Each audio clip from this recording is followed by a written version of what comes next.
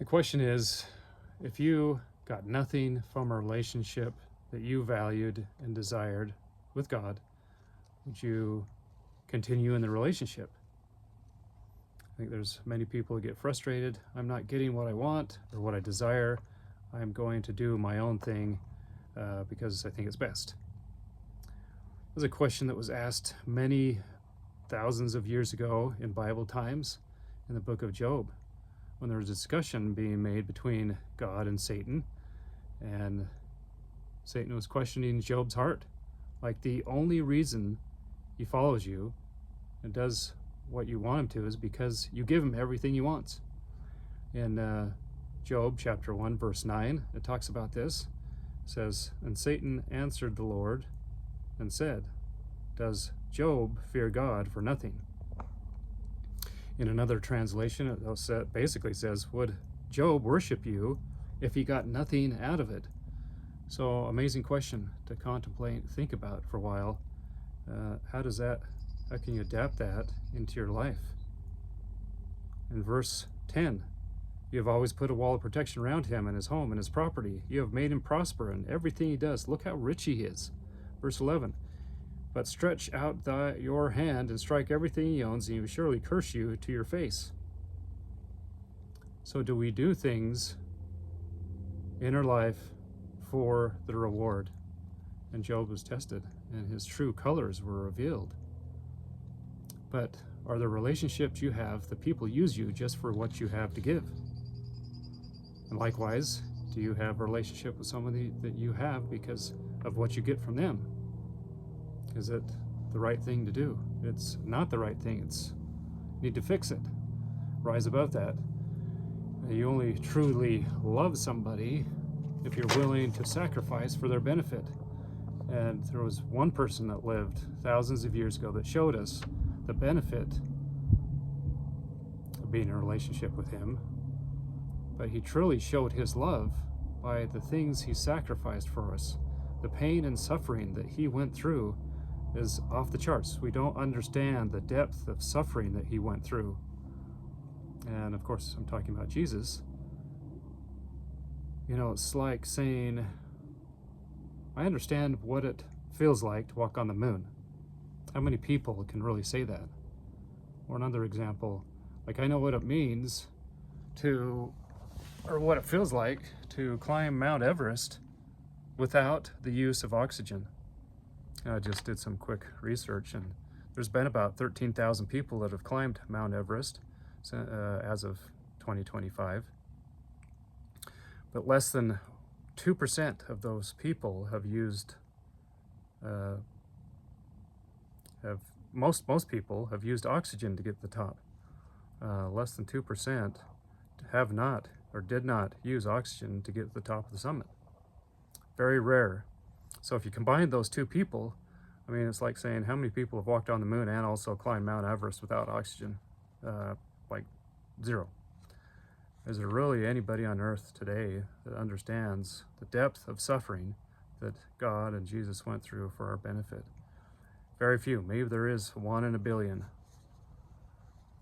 But anyway, back to the point is, would you follow God even if you didn't get what you want? Would you still be prepared to do your very best in every situation if it didn't give you what you wanted right away? Or do you do what you do in hopes of having a reward from God? Can you make a commitment to him saying, I will do and live the best I possibly can regardless of if I get what I want? Because I know in the end, I'll have something much more valuable than the things that I might want here on this earth. So the question is, would you continue to work out if you never saw a result, or you didn't see a result for a long time? You know, if you're in the sales field, how many months would you go making calls without having a result? How long would you stay in a relationship with your wife if everything you valued in that relationship was removed?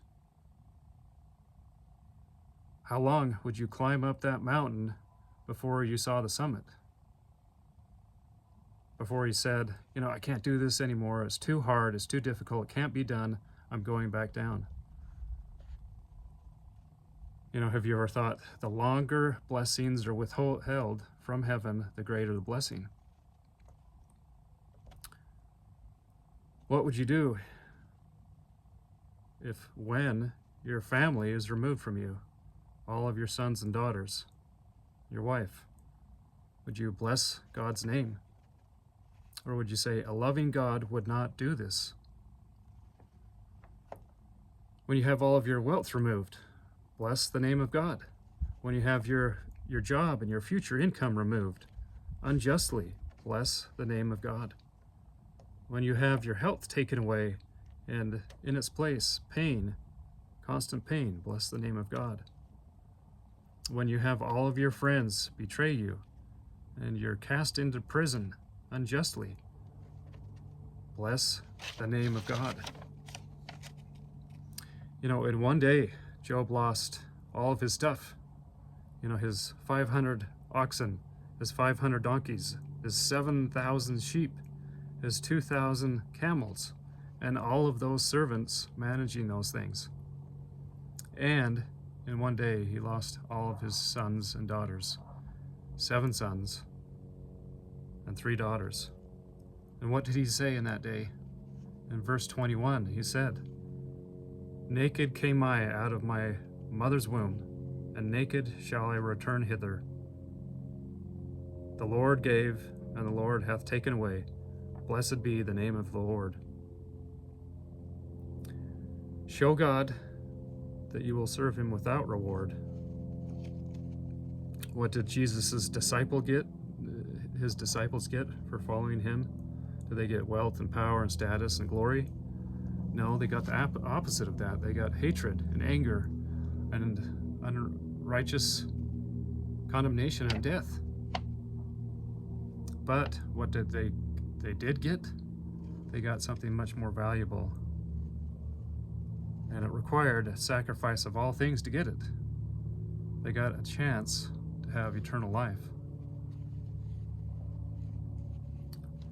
So bottom line, what a great opportunity to show him you love him when you lose things that you find are valuable, or you don't get things that you want. It's a blessing to have evil come upon you. It's a chance to say, hey, I'm still here. I'm not leaving. I will continue serving you as long as I live, and I will walk this path regardless of anything that I want or value.